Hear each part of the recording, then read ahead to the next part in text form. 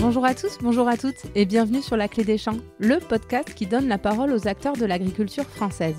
Je suis Louise Lespard et j'ai hâte de vous amener avec moi dans cette aventure.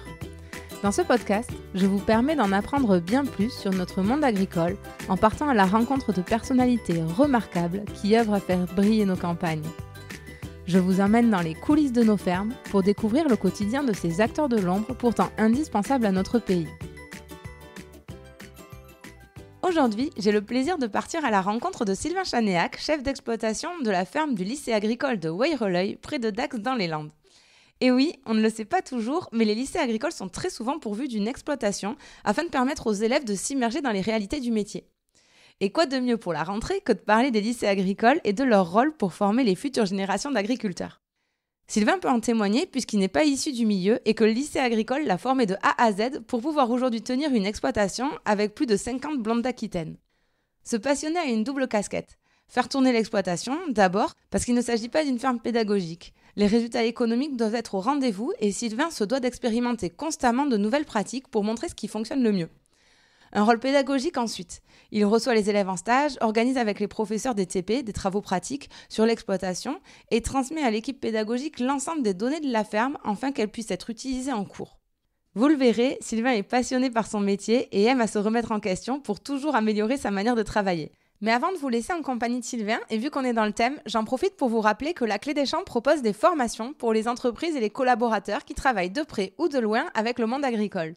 L'objectif, vous permettre de mieux connaître les réalités quotidiennes du métier d'agriculteur et les conditions de production des produits avec lesquels vous travaillez au quotidien. Après avoir suivi une formation en ligne, vous aurez la chance de partir passer une journée en immersion à la ferme aux côtés d'un producteur de la filière de votre choix. Pour plus d'infos et inscriptions, rendez-vous sur laclédeschamps-podcast.fr. Allez, je vous laisse en compagnie de Sylvain. Bonne écoute et surtout bonne rentrée à tous.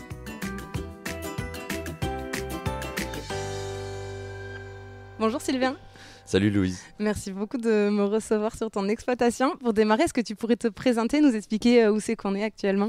Donc moi, c'est Sylvain Chanéac, je suis le gérant de l'exploitation agricole du lycée de Dax. Donc c'est un élevage naisseur-engraisseur de blondes d'Aquitaine et de Bazadèze sur 80 hectares. Donc comme son nom l'indique, voilà, on est une exploitation de lycée. Donc c'est le lycée agricole de Dax-Weyreleuil, enfin le lycée Hector Serre. On est juste à côté du coup. Il y a aussi le CFA et le CFPPA des Landes. Voilà, où sont formés les apprentis. Du coup, nous, l'élevage est au milieu du lycée, au milieu des élèves. Et voilà, on est support pédagogique en gros. C'est original et on parlera de tous ces lycées agricoles et de à quoi sert l'exploitation, etc. Mais ça a été quoi le déclic pour toi de te lancer dans le monde agricole ? Tu es issu d'une famille d'agriculteurs ? Comment ça s'est passé ? Pas du tout. Alors moi de base je voulais faire vétérinaire, donc j'ai fait les études pour. Et puis bon, le circuit est un peu compliqué. Du coup je me suis orienté en BTS, production animale, en Normandie à Saint-Lô. Et donc là j'ai découvert vraiment le milieu. Je savais vraiment rien faire. Voilà, j'ai vraiment tout découvert, tout appris de A à Z. Et à la sortie du BTS, du coup, j'ai eu l'opportunité d'entrer dans une école d'ingénieur agronome à Bordeaux. Et là, donc, j'ai fait un cursus par apprentissage. Là, c'est pareil, c'est tout nouveau. J'avais jamais fait de l'apprentissage. Et j'ai fait de l'apprentissage dans un élevage, dans une exploitation. C'était vraiment mon souhait de m'installer. Et voilà, et du coup, après, fil en aiguille, j'ai fini sur un poste de direction en exploitation de lycée que j'occupe encore aujourd'hui à Dax, quoi. Ouais, c'est un parcours original. Et... Oui, c'était pas du tout prévu, ma destinée. J'ai rencontré beaucoup de conseillers d'orientation. J'ai longtemps hésité. Et puis, au final, de fil en aiguille, on va là où le vent nous mène, quoi. Comment ça a été perçu par ton entourage ? Parce que le milieu agricole de l'extérieur, c'est pas toujours le plus sexy, le plus valorisant, presque. Comment dire, il y a eu vraiment une grosse frustration de mes parents quand on quitte une école de prépa où entre guillemets c'est les élèves élites et qu'on se retrouve dans un lycée agricole qui aujourd'hui a une mauvaise image. Enfin pour ma part, mes parents avaient une mauvaise image des lycées agricoles et ça a fait un peu un clash. C'est mal à vu au début, mais après quand on s'éclate dans la formation, tout est de la découverte, mais on s'éclate, on a des étoiles dans les yeux dans les cours, et les parents forcément ils voient que comment dire, on s'éclate dans ce qu'on fait. Et je pense que c'est le principal, notre travail, c'est ce qui nous occupe le plus. Et quand on a un travail qui nous passionne, qui nous plaît et qui nous donne envie d'aller toujours plus loin, forcément après c'est mieux vu et mieux. Ouais, mieux accepté. Voilà. Et toi, à aucun moment tu t'es posé ça t'était vraiment motivé pour faire ça? Tu te dis c'est ce que je veux faire et même si tout le monde n'est pas d'accord. J'ai toujours eu des animaux chez moi, des petits, des pigeons, des lapins, des poules, comme beaucoup de gens à la campagne. Mais c'était vraiment, j'y passais des heures quoi. J'étais pas devant la Play ou devant la Game Boy, j'étais vraiment avec mes animaux. Et de là en faire mon métier, j'étais pas dans cette optique-là au début. Mais je me suis tellement passionné pour les cours de zootechnie notamment, où en fait on se rend compte qu'un animal c'est vraiment, c'est pas simple, il y a plein de choses à apprendre dessus. Et en plus c'est du vivant, donc c'est jamais pareil, on s'ennuie jamais, il y a toujours des imprévus, des choses nouvelles. Et tous les jours on apprend et ça c'est vraiment, c'est ce qui fait la beauté du métier. Ouais, voilà, c'est ça. Et alors là, on est au milieu de tes blondes d'Aquitaine, des blondes d'Aquitaine du lycée. C'est ça. Un peu les tiennes quand même. Et est-ce que tu peux nous décrire l'exploitation ? Donc un élevage naisseur-engraisseur de blondes d'Aquitaine. Donc comme son nom l'indique, on va de la naissance à l'engraissement de nos animaux. Donc là, on est dans la stabulation principale. Donc il y a 45 hectares de prairies autour des bâtiments. Donc on conduit en pâturage tournant dynamique. Donc ça veut dire quoi? Qu'en fait tous les 48 heures on a dimensionné les petits paddocks, les petites parcelles en fonction du nombre d'animaux qu'on va y mettre dessus. Et l'objectif c'est de ne pas y rester plus de 72 heures. Donc 3 jours dessus. Parce que on dit toujours qu'à partir de 3 jours l'herbe commence à repousser. Puis la vache c'est très capricieux, ça trie énormément. Donc ça va manger le meilleur en premier. Et du coup, forcément, la production de lait et la production de viande, ça joue, forcément par rapport à ce que la vache, elle mange. Et donc, en fait, on les change tous les 48 heures. On a fait 52 paddocks autour des bâtiments. Il y a des donc chemins. 52 parcelles, quoi. 52 parcelles, voilà. Il y a des chemins. On a fait chaque parcelle est reliée par un chemin au bâtiment, ce qui nous permet donc de rentrer facilement les animaux s'il y a besoin d'intervenir dessus ou quoi. Et même quand il pleut, parce qu'aujourd'hui on est dans le sud-ouest, il y a beaucoup de soleil, mais il y a aussi beaucoup de pluie. Oui, pas en ce moment, on est en plein été. Ouais, et là c'est la sécheresse, en ce moment c'est un peu plus compliqué. Tout est grillé. Mais bon, c'est un métier où la pluie on en a vraiment besoin. Sauf que on a des sols qui sont peu portants. Et du coup, l'idée c'est que les vaches elles puissent rentrer au bâtiment s'il pleut trop, pour éviter qu'elles abîment la prairie. Parce que si elles l'abîment, le problème c'est que le temps de retour est beaucoup plus long que si elle n'est pas abîmée. Donc voilà, et après on a mis de l'eau aussi, ça a été un gros chantier, mais aujourd'hui l'idée c'est vraiment de valoriser l'herbe au mieux, passer l'aliment de base de nos vaches, et et après donc on a 10 hectares de terre à Mugron, parce que nous l'Agricampus 40, donc la formation agricole dans les landes publiques, c'est 3 sites, donc il y a Dax, Sabre et Mugron, donc l'exploit de Dax, nous on est sur Dax et Mugron. Voilà, il y a 10 hectares à Mugron où on fait du maïs, essentiellement il y a 6 hectares et demi de maïs, après il y a du bois et une prairie. Et là-bas, donc il y a un gros pôle agroéquipement, et donc les élèves en gros vont pratiquer sur ces parcelles-là. D'accord. Et après à Sabre, il y a une autre exploitation, donc là c'est un élevage de poulets de chair bio et de culture bio, il y a 70 hectares de culture et ils font 60 000 poulets bio par an. Okay. Voilà. Et du poulet dans les Landes, c'est très étonnant ça. Voilà.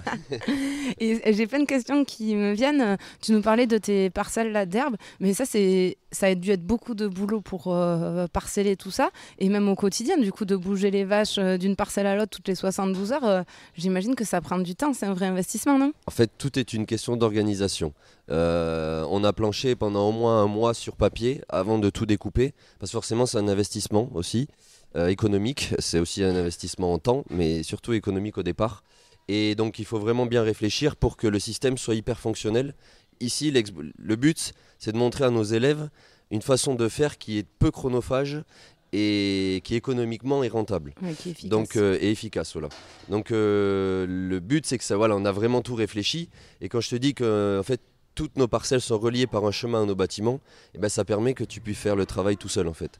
Et quand changer les vaches tous les 48 heures, ça paraît beaucoup de travail comme ça quand on en parle, mais en fait c'est juste ouvrir une poignée. Et voilà, les vaches, une fois qu'elles savent, qu'elles sont habituées, elles nous suivent, c'est des vrais petits toutous derrière nous, et c'est vraiment pas compliqué de les déplacer. Le seul travail, on va dire, qui est un peu conséquent, c'est qu'il faut déplacer l'abreuvoir. Voilà, c'est des petits abreuvoirs de 70 litres, il suffit juste de le vider et de le déplacer. Mais après, voilà, voir les animaux dehors, au champ, qui mangent de l'herbe, nous, on veut défendre cette image-là. Et c'est l'axe de travail qu'on a choisi. Et voilà, pour nous, c'est beaucoup plus éthique et c'est aussi bon pour l'environnement. Voilà, C'était ma deuxième question. Pourquoi vous avez choisi cette alimentation essentiellement à l'herbe et de faire jouer à l'herbe un rôle de premier plan? Parce que voilà, aujourd'hui, c'est une question d'actualité. C'est comment on nourrit nos animaux. Nous, on a beaucoup de questions de nos consommateurs. On va pas s'en faire de la vente directe, on pourra en parler aussi tout à l'heure. Mais on fait de la vente directe. Aujourd'hui, le consommateur, il est vraiment soucieux de savoir ce qu'il mange, d'où ça vient et comment c'est fait surtout. Et du coup, le fait que les vaches soient à l'herbe, c'est vraiment la conduite la plus naturelle. Et la conduite la plus naturelle, c'est un ruminant de base, c'est un herbivore. Donc le but, c'est de valoriser l'herbe qui est le fourrage qui nous coûte le moins cher à faire. Ouais. Ça aussi, il faut le prendre en compte. Et puis les prairies, on le sait, voilà, c'est des gros fixateurs de CO2. Enfin, c'est ce qui se conduit le plus naturellement. C'est bon pour la biodiversité. C'est bon pour plein de choses, quoi, en fait. Et là, aujourd'hui, l'axe de travail qu'on a décidé de prendre, c'est qu'en fait, on veut se tourner vers une autosuffisance alimentaire à tous les niveaux. Donc, c'était d'abord une autonomie une autonomie fourragère, pardon. Et maintenant, on s'axe sur une autonomie au niveau de l'aliment. Tu parles d'axes stratégiques, etc. Qui décide? Parce que toi, on n'en a pas encore parlé, mais tu es salarié de l'exploitation du lycée agricole. De l'État. Ouais, c'est de l'État. Qui décide de ces axes stratégiques sur l'exploitation? En gros, si tu veux, on a un projet d'exploitation. Donc ça, c'est au niveau de l'EPL, où en gros, on a des grandes lignes directrices, avec par exemple enseigner à produire autrement. Donc ça, c'est l'axe au niveau du ministère. Donc c'est le ministère qui vous dit voilà les axes que vous devez prendre. On a les grandes lignes, si tu veux. Mais après, il y a la théorie et là il y a la pratique. C'est très large une grande ligne. Donc après, non, sur les choix techniques, tout ça, c'est moi qui prends les décisions. Moi, toujours en adéquation, en accord avec la pédagogie, mais aussi la direction. Et l'idée après, c'est toujours de s'orienter vers des axes de travail novateurs. Parce qu'on a 3 rôles vraiment importants. C'est qu'on a une exploitation, donc déjà on doit produire. Et après, il y a l'enseignement, la pédagogie. Voilà, parce que si on existe, c'est pour la pédagogie et grâce à la pédagogie. Et après, il y a l'expérimentation et l'animation des territoires. Et ça, c'est important que sur ces axes-là, on soit présent et qu'on réponde aux questions que le milieu se pose. Et que du coup, on mette en place des choses qu'on va faire de l'expérimentation. En gros. Et j'aimerais qu'on en profite aussi pour parler du lycée agricole qui nous entoure. À quoi ça sert un lycée agricole? C'est quoi son objectif? Si tu veux, aujourd'hui, un lycée, un établissement, un établissement d'enseignement agricole, historiquement, avant, c'était vraiment très axé agricole, avec essentiellement des fils d'agriculteurs. Aujourd'hui, on a un panel de formation très très diversifié. Parce que déjà, si tu prends à Dax, on va de la seconde au BTS. Dans les BTS, il y a l'axe, donc c'est gestion d'entreprise agricole en gros. Il y a les APV, donc c'est la production végétale. Là, on est dans l'agricole, mais il y a aussi le BTS Gémeaux, c'est la gestion de l'eau. À Sabre, il y a un gros pôle forestier. À Mugron, tu as le machinisme agricole, mais tu as aussi l'aide aux personnes âgées, les SAPAT. Donc c'est vraiment tous les métiers. Aujourd'hui, dans les lycées agricoles, on forme à tous les métiers du monde rural. Du coup, aujourd'hui, c'est beaucoup plus diversifié. C'est pas juste l'agriculture, les vaches, c'est beaucoup plus large que ça. Finalement, l'enseignement s'est complété comme le métier d'agriculteur, c'est complexifié presque. Aujourd'hui, pour être agriculteur, il faut vraiment avoir de nombreuses cordes à son arc. Parce que c'est un métier qui s'est vraiment développé, qui se développe encore, qui est en pleine mutation. Et du coup, aujourd'hui, il faut savoir faire énormément de choses pour faire ce métier-là, quoi. Du coup, les lycées agricoles essayent de s'adapter. Du coup, on essaye de proposer des formations qui sont en adéquation avec la demande du milieu professionnel. Et à qui ça s'adresse? Qui c'est qui s'inscrit dans les lycées agricoles? Ou qui fait une demande? Parce que j'imagine que c'est sur dossier. Oui, donc c'est toujours sur dossier, comme à l'éducation nationale. Mais aujourd'hui, on a vraiment des élèves qui sont vraiment d'horizons très diversifiés. Il y a de plus en plus de citadins. On a un public historiquement qui était beaucoup plus masculin et aujourd'hui on a de plus en plus de filles. Voilà, c'est vraiment, on est en plein... le milieu est en pleine mutation, mais ça se voit à tous les niveaux de toute façon. Ouais, même dans le public que vous recevez. Oui, voilà. Et concrètement, on va se concentrer sur ce lycée agricole-là, les élèves que tu as, et si ça te dérange pas sur ceux qui veulent devenir chef d'exploitation ou s'orienter dans des métiers dans l'agriculture, là, qu'est-ce qu'on apprend dans les lycées agricoles concrètement? C'est quoi les matières? T'as les matières générales. De toute façon, il y a toujours du français, des maths. Pas de chance, ceux qui voulaient l'éviter. Ouais, voilà, il y a des langues aussi, de l'anglais, de l'espagnol. Ça, c'est obligé, ça fait partie du cursus. Après, voilà, c'est selon les spécialités. Il va y avoir des matières en adéquation avec ces spécialités-là. Moi, je vais te parler par rapport à mon parcours. Moi, c'était production animale. Donc, voilà, on avait des cours de zootechnie, des cours d'agronomie. Voilà, c'était vraiment des matières très spécifiques à la formation et où tu avais vraiment du concret, quoi. En lien avec ce que vont venir faire les élèves en stage sur l'exploitation, avec les TP qu'ils vont faire sur l'exploitation. L'idée, c'est vraiment, dans nos établissements, on voit la théorie, mais derrière, on vient mettre en pratique sur les exploitations de lycée, dans les ateliers technologiques, ou alors dans les stages que les élèves vont faire dans les exploitations pendant leurs années d'études, quoi. Et est-ce qu'il y a des cours qui se sont rajoutés de communication, d'agroécologie? Tu nous parlais des prairies, de ces enjeux environnementaux. Est-ce qu'aujourd'hui, les jeunes en lycée agricole, ils sont formés à ces enjeux qui sont forts? Je trouve que l'enjeu de la com et l'enjeu de la prise en compte de l'environnement, aujourd'hui, c'est presque les deux les plus prégnants auxquels le monde agricole doit faire face. Ils sont formés à ça? Ah oui, c'est des matières que j'ai oublié de te parler, oui. Mais si, aujourd'hui, c'est inhérent au métier de toute façon. Donc, il faut qu'ils soient formés sur ces matières-là. Et oui, aujourd'hui, il y a des professeurs et des matières qui s'axent sur ces thématiques-là. Avec, par exemple, en BTS, quand on fait BTS, il y a ça s'appelle un PIC. Un projet d'initiation à la communication, je crois. C'est comment s'adresser aux personnes sur un sujet, quoi. Et l'écologie, forcément, aujourd'hui, après en agronomie, les profs d'agronomie sont tous sensibilisés à ça. L'écologie, on en parle tout le temps aujourd'hui. C'est un sujet qu'aujourd'hui, il est inévitable, quoi. L'agronomie, tu définirais ça comment? C'est vraiment la science de gérer la terre, le sol, le vivant, non? Oui, voilà. L'agronomie, c'est tout ce qui est rapporté, tout ce qui se rapporte au vivant. C'est très large, c'est très vaste. En gros, un ingénieur agronome, il est capable de se pencher sur une problématique et d'y répondre, d'aller chercher les infos pour y répondre. Mais l'agronomie, oui, c'est tout ce qui se rapporte au vivant, quoi. Et tu nous parlais de mise en pratique sur l'exploitation. Est-ce que tous les lycées agricoles sont obligés d'avoir une exploitation sur place? Je crois pas que ce soit obligatoire, mais je crois que tous les lycées ont une exploitation support pour la pédagogie, oui. Ou alors ils trouvent, il y a des exploitations avoisinantes qui prêtent leurs animaux ou leur matériel ou qui sont support pour la pédagogie. Ouais. C'est vraiment pour mettre en lien la théorie et la pratique, quoi, oui. Donc c'est indispensable. Oui, parce que le métier, il ne s'apprend pas qu'en théorie. Ah non. Moi, j'en suis la preuve vivante. J'ai vu plus de 100 agriculteurs et je pense que je sais toujours rien faire de mes 10 doigts. Pourtant, la théorie, ça commence à rentrer, mais il ne faudrait pas m'embaucher. Il y a toujours un décalage entre la théorie et la pratique parce que c'est du vivant. Et le vivant, c'est pas paramétré à la virgule près et c'est toujours différent, quoi. Du coup, toi, tu reçois les étudiants sur place pour qu'ils fassent les mises en pratique. C'est quoi ton rôle par rapport à ça? Est-ce que tu as une dimension pédagogique? En gros, on a 2 élèves en stage toutes les semaines. Donc, c'est des stages découvertes. Il y en a certains qui n'ont jamais mis les pieds dans une exploitation. L'idée, c'est vraiment qu'ils découvrent le milieu. C'est 3 jours de stage. Et durant ces 3 jours, l'idée, c'est de leur montrer vraiment tout ce qu'on fait sur l'exploitation. Donc, bien entendu, je les encadre, mais je suis aussi épaulé par mes 2 salariés qui, c'est aussi leur rôle de partager leur savoir avec les élèves. Et après, on fait de la vente. Et lors des semaines de vente, j'ai deux élèves de BTS, Axe, donc sur la gestion, qui eux viennent en stage toute la semaine pour vraiment connaître le déroulement et apprendre le déroulement de la vente directe.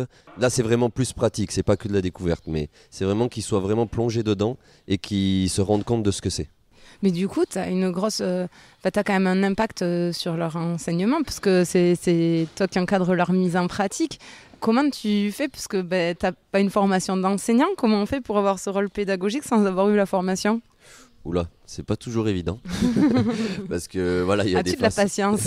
Il faut de la patience, il faut aussi employer les bons termes. Il faut vraiment partir de l'idée qu'on a tout. Enfin, il arrive, quoi, il commence, donc il faut vraiment tout lui apprendre. Mais comme moi, quand j'ai débarqué dans le milieu, eh ben, je connaissais vraiment rien. Et un simple, voilà, que ça peut paraître très banal pour moi, mais pour lui, il saura pas. Donc il faut vraiment, prendre la patience et être très pédagogue dans nos façons de faire. Voilà, si on n'a pas les élèves, si on n'a pas de stagiaires, le travail en une demi-heure, il va être plié. Par exemple, de soigner les vaches le matin, en une demi-heure, c'est plié. Mais quand on a des stagiaires, eh ben, l'idée c'est de tout leur expliquer. Donc voilà, il faut prendre le temps de tout expliquer ce qu'on fait en gros. Tout, même un geste banal, eh ben, il faut dire pourquoi on le fait. Parce qu'il y a toujours une raison. Si on le fait de cette façon-là, c'est qu'il y a une raison. Mais du coup, pour l'efficacité économique de l'exploitation, c'est pas un frein ça d'avoir toujours des débutants à côté? Si, mais étant donné que c'est notre rôle, on est aidé par la région à ce niveau-là. Voilà, on a une subvention pédagogique chaque année qui nous permet entre guillemets de pallier à ce manque économique, enfin ou cette perte de temps. C'est pas une, non, je rigole. Voilà, évidemment que c'est pas une perte de temps puisque c'est le but même de l'exploitation. Si on existe, c'est pour ça et c'est grâce à ça, je le redis encore. Il faut être pédagogue. Aujourd'hui, on a des publics très différents.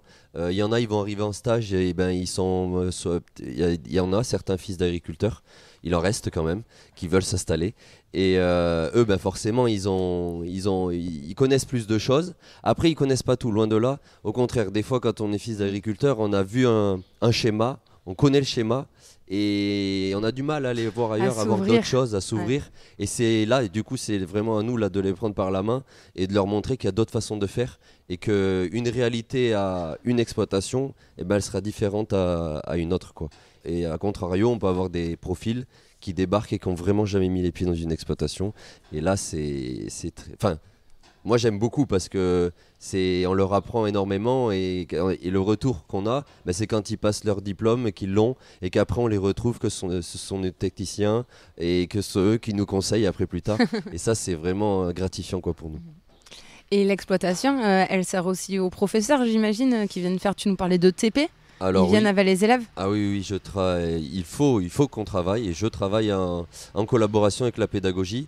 Tous les 15 jours, on fait une réunion où je leur explique l'actualité, je leur parle de l'actualité de l'exploitation, des travaux qui vont être à venir à court et moyen et long terme. Et l'idée, c'est qu'on échange ensemble sur la construction de projets, des itinéraires techniques, des constructions, des aménagements ou tout ça. Mais il y a aussi, quand je leur parle de l'actualité de l'exploitation, c'est par exemple, je vais avoir les échos où on va avoir du parage. Ben, l'idée, c'est que les profs puissent venir se greffer quand le professionnel est là ou qu'on fait le chantier pour illustrer leur cours en gros. Mais du coup, toi, ça te fait un double métier presque parce que tu as l'exploitation à gérer, tu as quand même beaucoup de vaches, pas comme une exploitation classique. C'est pas une ferme pédagogique, quoi. C'est une exploitation à gérer et plus les élèves à encadrer. Ah ben oui, c'est deux métiers complètement différents. Mais c'est ce qui fait aussi ce que j'adore, c'est que aujourd'hui je m'éclate dans ce que je fais, j'ai pas le temps de m'ennuyer. Et c'est vraiment le partage de savoir. Enfin moi je sais que je suis pas du milieu. C'est pas toujours évident quand on n'est pas du milieu à s'insérer dans le milieu agricole quoi. Et moi j'ai été très bien entouré, que ce soit par mes collègues de classe mais j'ai été très bien formé par mes professeurs, mes formateurs. Et aujourd'hui partager ce savoir qu'on a pris le temps de m'apprendre, et ça me fait vraiment plaisir et j'y prends du plaisir et c'est pour ça que je le fais aujourd'hui et je suis content d'être ici quoi. J'imagine ça t'amène à te poser beaucoup de questions de toi-même parce que si tu dois expliquer tout ce que tu fais, au final, faut quand même savoir pourquoi tu le fais quoi. Ah oui. Heureusement, pas juste, on me l'a appris et je le fais comme ça et merci, au revoir. Heureusement, je sais pourquoi je le fais parce que j'ai aussi posé les questions de pourquoi on le faisait comme ça et pas autrement et à quoi ça servait.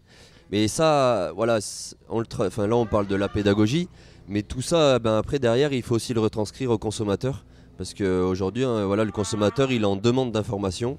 Et quand tu sais le faire avec les élèves, forcément derrière tu sais le faire avec le consommateur. Et aujourd'hui c'est une force, ça c'est sûr. Et même pour toi, ça a une dimension, ça a dû avoir une dimension pédagogique au démarrage parce que c'est peut-être Alors je sais pas, je vais pas employer le bon terme, mais tu auras l'idée, moins de pression de démarrer comme chef d'exploitation en étant salarié qu'à son propre compte quand c'est tes investissements financiers, etc. La pression est différente, c'est pour ça que je mets des gros guillemets sur ce que je dis. Mais en tout cas, c'est une rampe de lancement idéale, non, après pour avoir son exploitation à soi. Là, niveau expérience, je pense que je peux difficilement faire mieux. Parce que là, j'apprends tous les jours. De toute façon, dans ce métier-là, on apprend tous les jours. Mais là, pour moi, c'est hyper formateur parce que je suis arrivé un peu comme un cheveu sur la soupe. J'avais été bien formé. J'ai fait un apprentissage en exploitation. Donc déjà, niveau technique, je savais où j'allais, quoi. Mais après, dans la gestion de salariés, dans la gestion d'élèves, dans tout ce qui est administratif, quand on y est vraiment plongé dedans, dans l'entretien, dans l'alimentation, faut vraiment aujourd'hui, c'est un métier qui demande des compétences très très diverses. Ouais, tu parlais aussi tout à l'heure de la communication. Aujourd'hui, j'essaye tant bien que mal de gérer la page Facebook et Instagram de l'exploitation. Quand tu le fais à titre perso, c'est beaucoup plus simple quand tu le fais à titre professionnel. Et puis au nom du lycée, c'est pareil. Parce que il faut faire attention à ce que tu dis. Il faut y mettre la forme, il faut y mettre, il faut que ce soit joli, il faut que ce soit attrayant, il faut que tu aies des bons retours, quoi. Donc ça demande vraiment une réflexion beaucoup plus poussée. Et voilà, après j'apprends tous les jours et tous les jours est différent. Chaque année, il n'y en a aucune qui se ressemble. Il faut toujours faire face aux imprévus. Après voilà, ça m'apprend vraiment à m'adapter dans n'importe quelle situation. Et aujourd'hui, je dirais que c'est ce qui fait ma force, c'est que j'ai tellement l'habitude de faire face à des imprévus que aujourd'hui, je suis plus stressé et je les aborde vraiment beaucoup plus sereinement, quoi. Parfait. Désolée pour les auditeurs, il y a une vache qui a envie d'être la star avant toi, j'ai l'impression. C'est ça. Mais en fait, je les ai sevrés vendredi. Donc, je les ai séparés de la maman vendredi. Ah, okay. Et voilà, elles sont pas en kiff là. Elles avaient l'âge. Et du coup, là, elles sont en train d'appeler leur maman. C'est comme ça pendant 2-3 jours et après ça s'arrête. Okay. Bon, c'est la vraie vie de toute façon. Donc, bienvenue dans la vraie vie. Et après, il y a quand même une sorte de pression parce que tu es observé par 1000 paires d'yeux, si c'est pas plus, parce que tu me disais qu'il y a une totale transparence des données de l'exploitation pour les profs, pour qu'ils puissent l'exploiter, pour faire des business plans, des modèles économiques, des choses comme ça. Mais ça veut dire qu'il faut quand même pas trop faire de bêtises, quoi. Il y a tout le monde qui te regarde, dans des profs qui sont experts dans chaque domaine. Ah forcément, la pression est liée, ça c'est sûr. Parce que, déjà moi j'aime bien, mon travail il faut qu'il soit bien fait et je suis très perfectionniste. Donc déjà, moi j'attends beaucoup de ce que je fais en termes de résultats. Mais là c'est sûr que toutes les données de l'exploitation, elles sont réutilisées pour la pédagogie. Enfin, tout est transparent, tout peut être utilisé pour la pédagogie. Ça peut aussi servir pour le milieu professionnel. Voilà, avec la chambre d'agriculture par exemple. Donc forcément, on est très regardé. En plus, de temps en temps, on met en place des expérimentations. Donc derrière, il faut que... le rôle de l'expérimentation, c'est vraiment de... donner des résultats. Donner des résultats. Bon, après, par exemple, le pâturage tournodynamique, forcément, on est très regardé dessus parce que dans le coin, ça se fait. Mais là, le milieu professionnel et la pédagogie attendent d'avoir des résultats économiques en fait sur cette pratique-là. Après, nous, là, la grosse modification qu'il y a eu depuis que je suis arrivé, c'est qu'on a réduit énormément le troupeau. Si tu veux, on avait 80 mères et aujourd'hui, je suis descendu à 50 mères. Ce qu'on est en train de faire, c'est une extensification du troupeau. L'idée, ça va être de voir si cette extensification, elle va permettre à l'exploitation de devenir viable économiquement. Et voilà, je te le disais tout à l'heure, notre objectif principal, c'est d'avoir un système durable. Et dans la durabilité, il y a trois piliers, c'est l'environnement, l'économique et le social. Et on veut vraiment être une référence à ce niveau-là, quoi. Et donc, par cette extensification du cheptel, c'est voir, entre guillemets, où se situe l'équilibre et si on peut l'atteindre en procédant de la sorte. Et voilà, après, dans le bovin, c'est long, quoi. C'est pas pour avoir les résultats, et c'est pas en 1 an ou 2 ans, c'est plus à 5 ou 7 ans qu'on a le retour de ce qu'on fait, en gros. Donc il faut prendre son mal en patience, il faut essayer d'être performant techniquement et économiquement chaque année, le plus possible, et on verra le résultat j'espère dans pas longtemps. Et du coup, ça m'amène à la minute économie du podcast. Il y a un vrai objectif de rentabilité économique. C'est pas juste une ferme pédagogique comme ça pour faire joujou, quoi. Ah non, non, non. Bien au contraire. Enfin voilà, on a une de nos missions qui est la production et du coup, ben forcément la rentabilité économique. Enfin, il faut être. Notre objectif, c'est d'être à l'équilibre. Bon, ben, comme beaucoup. Donc pour ça, en gros, nous on a différents circuits de commercialisation. Donc en gros, on a le système traditionnel où on vend les broutards, donc c'est les veaux sevrés âgés de 6 mois. Donc eux, ils sont vendus en négoce et ils partent à l'exportation, donc vers l'Italie, l'Espagne ou le Maroc. Après, on a les vaches grasses. Donc là, elles sont vendues sous le label rouge bœuf de Chalosse, qu'on retrouve dans les boucheries aux alentours. Après, donc nous, on fait une vente directe par mois, donc sauf juillet-août, parce qu'il n'y a pas d'élèves à cette période-là. Où on vend en gros deux veaux et une vache. Il y a un veau qui est dédié exclusivement au self de l'EPL, donc sur les 3 sites. Voilà, il y a 3 sites, donc trois selfs. Et après, donc, on a une vache et un veau par mois. Donc là, en gros, on fait des colis de bœuf et de veau de 5 et de 10 kilos. Mais nous, notre particularité, c'est qu'on fait tous les morceaux au choix. Là aussi, D'accord. on montre une autre façon de faire à nos élèves. Et on est pourvu depuis peu aussi d'un site internet. Donc, c'est aussi montrer, entre guillemets, le e-commerce. Et après, donc forcément, on a des déséquilibres dans la demande parce que voilà, il y a des morceaux qui sont plus ou moins demandés par le consommateur. Et du coup, tout le reste, en gros, on travaille en collaboration avec la maison de jambon de Bayonne à Arzac où on fait du saucisson, Ah ouais, super. de bœuf et de veau. Et après, on travaille aussi avec l'atelier technologique de Pau, donc c'est le lycée agricole de Pau-Montardon, où eux, là-bas, ils ont un atelier technologique et on leur fait faire de la bolo, ACHOA, rillettes. Là aussi, c'est pour montrer qu'on peut faire, Ouais, aller vraiment au bout de la oui. chaîne. Et après, donc, on travaille aussi, on vend des produits d'anciens élèves qui se sont installés aujourd'hui et qui font de la vente directe. Voilà, au début, quand ils se lancent, c'est pour partager notre carnet de consommateurs avec eux. Voilà, donc là aussi, c'est aller encore plus loin que la formation, que juste les former, c'est aussi les accompagner quand ils se lancent dans le milieu professionnel. Et on travaille aussi avec les lycées de Nouvelle-Aquitaine, où on vend des vins, par exemple, des lycées viticoles de Gironde, du jus de fruits, enfin plein de produits, des fromages. Du coup, vous avez un magasin de producteurs qui est juste là. Là, on a un gros projet donc, qui a été acté en 2019. On a répondu à un appel à manifestation d'intérêt de la région. Donc la région et le département nous ont octroyé une subvention. Et là, donc cette année, on croise les doigts que ça va être finalisé là pour fin 2022 maximum début 2023. En gros, on va faire. Aujourd'hui, on a un local avec une chambre froide qui nous sert à faire qui nous sert entre guillemets de magasin à la ferme. Mais là, l'idée, c'est de créer un espace d'accueil de la clientèle. Donc, en gros, de vraiment créer un magasin à la ferme. D'accord. Et à l'entrée du site, en fait, on va mettre des casiers réfrigérés automatiques. Ah ouais, super. Donc là, l'idée, c'est de tester entre guillemets le système traditionnel de vente à la ferme avec un magasin et tester une boucherie entre guillemets autonome à l'entrée du site, quoi. Ok, trop cool. Ouais, vous manquez pas de projet, ça doit être intéressant. Pour finir l'interview, j'ai lu un rapport du Sénat, sachez très bien quand je dis ça, sur les grands enjeux autour des lycées agricoles. Et j'aurais bien aimé qu'on en discute un par un. Il y en a 3 ou 4. Le premier, et d'ailleurs, ça sera ma question de l'auditeur, c'est Audrey qui te demande comment donner envie aux jeunes générations de choisir l'agriculture. Parce que ce que je lisais dans le rapport du Sénat, c'est que quand même le lycée agricole souffre de son image vis-à-vis de l'extérieur. Comment vous pouvez faire pour moderniser un peu cette image et mieux faire savoir ce qui se fait dans les lycées agricoles? Eh ben, c'est plus partagé sur nos pratiques et sur ce métier qui, en gros, il est, comment dire, c'est un métier où c'est jamais pareil.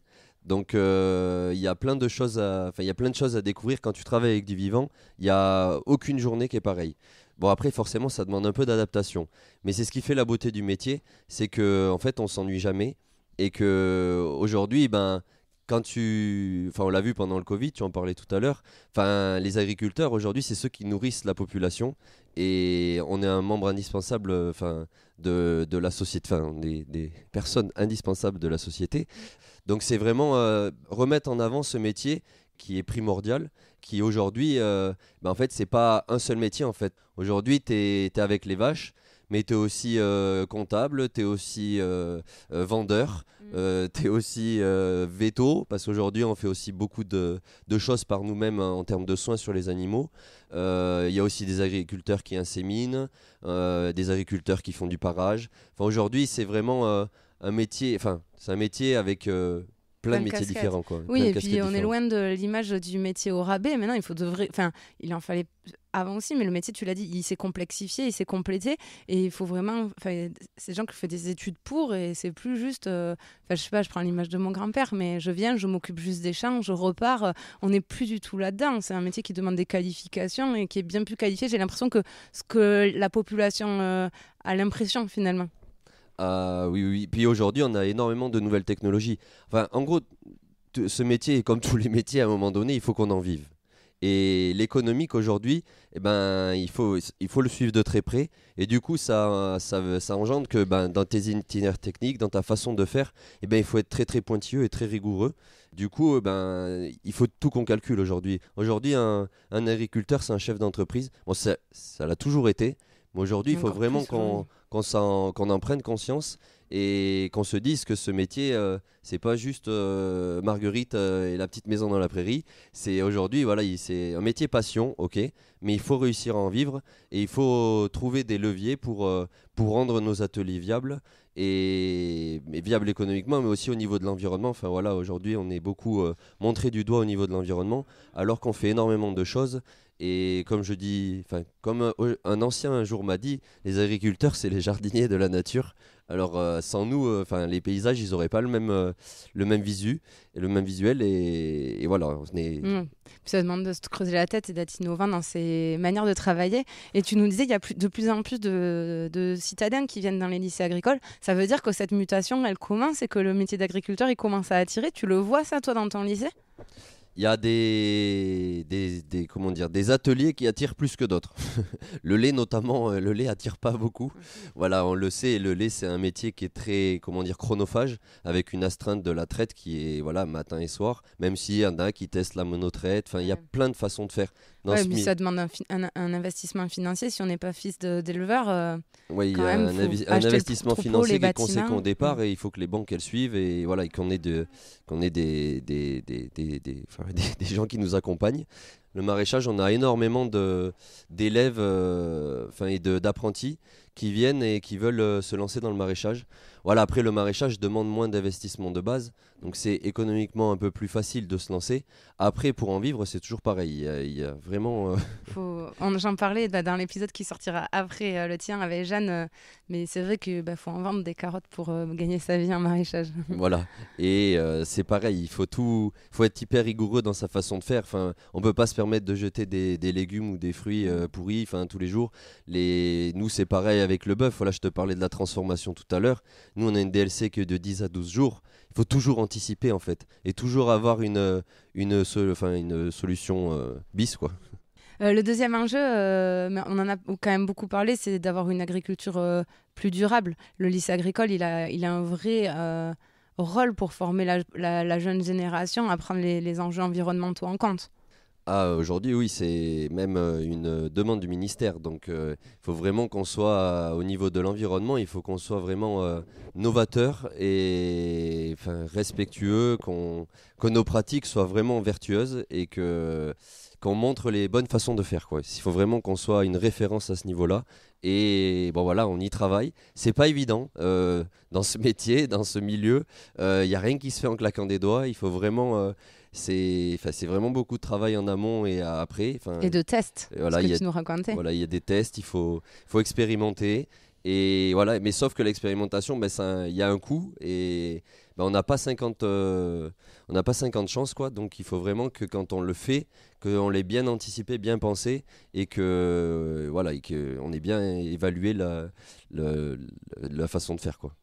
Le troisième enjeu que je voyais, c'était le budget. Le Sénat disait qu'il n'y avait pas assez de moyens budgétaires qui étaient consacrés au lycée agricole pour qu'ils puissent mettre en place toutes ces politiques environnementales, rendre le métier plus attractif. Vous le ressentez ici ou... Nous ici, enfin, moi je dirais pas, non, je dirais que non, parce que voilà, on a une très très bonne structure. Enfin, nous, l'exploitation ici, elle est vraiment, on a vraiment un très très bon outil. Voilà, la région nous a beaucoup épaulé. Voilà, tu vois, dans la nouvelle stabulation, mais sans la région, ça n'aurait pas été possible de la faire. Nous aujourd'hui ici, on est très très bien accompagnés. On a un département aussi qui nous suit énormément, enfin qui répond toujours présent. Ouais, après l'Aquitaine est la plus grande ferme d'Europe en termes de production et donc bon, j'imagine qu'aussi il y a des investissements qui sont mis dessus, ça représente beaucoup d'emplois chez nous mine de rien. Ah oui, je pense oui. Et le dernier enjeu, c'est la part des femmes en agriculture. Le Sénat soulevait qu'il y avait un vrai rôle à jouer pour les lycées agricoles de recruter des femmes et de faire augmenter la part des femmes. On en discutait ensemble, elle reste à 25%, cette part des femmes. Je crois depuis les années 2000, ça n'évolue pas alors que le nombre d'agriculteurs diminue et que dans tous les métiers plutôt masculins, la part des femmes augmente petit à petit. Est-ce que la jeune génération est plus féminisée ou pas ? Alors dans nos BTS, on a il y a beaucoup de filles. Bon, moi, il y a 6 ans ou 7 ans maintenant que j'étais en BTS et on était moitié gars, moitié filles. C'est, comme je te le disais tout à l'heure, il n'y a pas que le métier d'agriculteur, pas que le métier d'éleveur. Mais je pense que cette part va continuer d'augmenter, ouais, parce que même dans la main-d'œuvre salariée, il y a de plus en plus de femmes dans les exploitations. Et voilà, elles ont vraiment leur place et je pense que c'est pareil, on a au début peut-être d'une nouvelle ère à ce niveau-là. Parfait, et ben, on ne demande que ça. Et ben, je vais passer à mes questions de fin. Ma première, c'est qu'est-ce qui te rend fier à toi d'être chef d'exploitation du lycée agricole ? Qu'est-ce qui me rend fier ? C'est tout ce que je fais tous les jours. Enfin, vraiment, le matin, quand je me lève, je suis content d'aller au travail. J'y vais vraiment pas à reculons. Et pour moi, quand on est à ce point-là, c'est que tu t'es épanoui dans ce que tu fais. Et ça, je le reconnais, je suis vraiment épanoui dans tout ce que je fais ici. Voilà, c'est parce que je teste beaucoup de choses et c'est cette liberté en fait de pouvoir tester entre guillemets tout ce que j'ai envie qui me donne cette envie d'aller plus loin et de vraiment faire de cette exploitation une référence dans le département et peut-être même pourquoi pas au niveau de la région.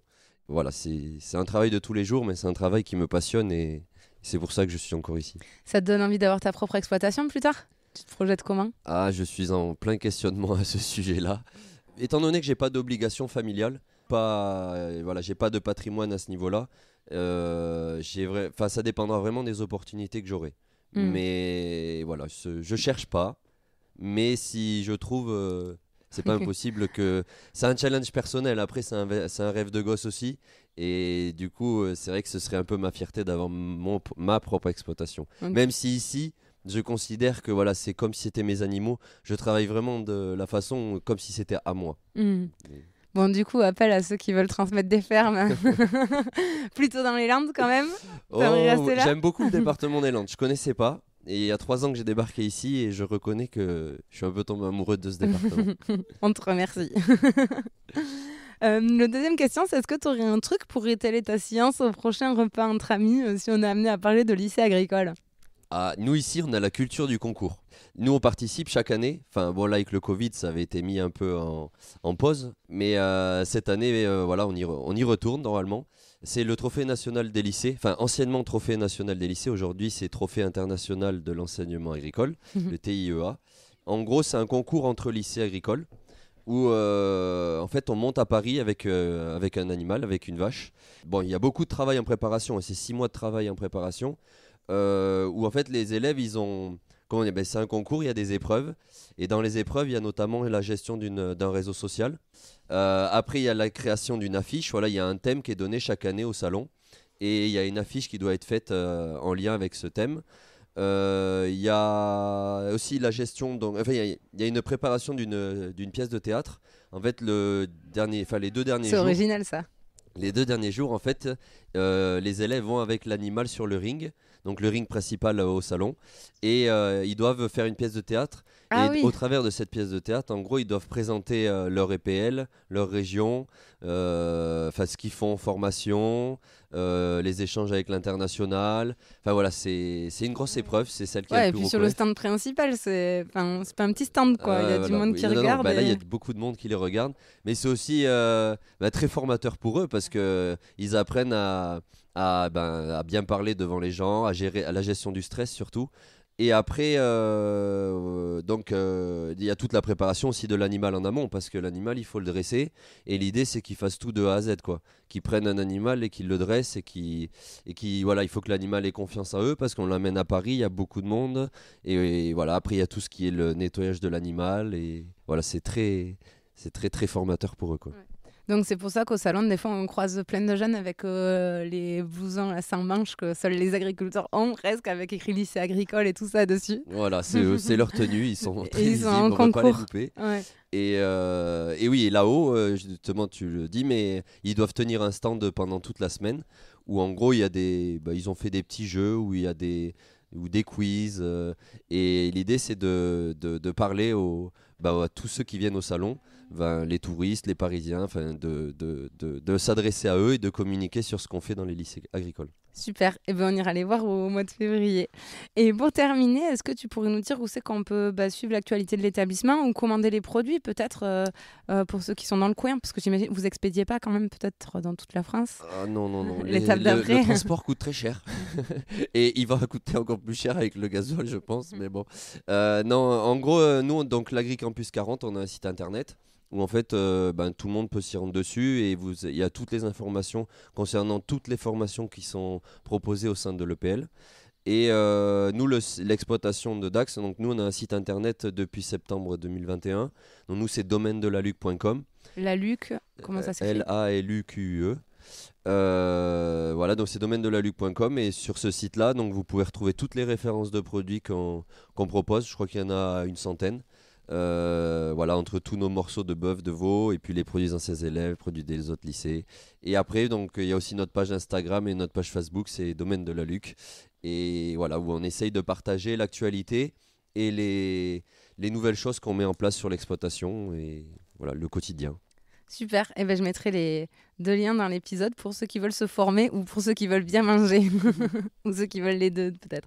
Bon, mais merci beaucoup en tout cas pour toutes tes explications, c'était super intéressant et très clair.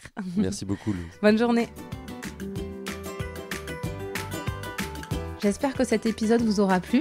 Si c'est le cas, n'hésitez pas à laisser une note 5 étoiles ou à en parler autour de vous. Ça m'aiderait énormément pour faire connaître le podcast. Merci beaucoup et à bientôt pour prendre ensemble la clé des champs.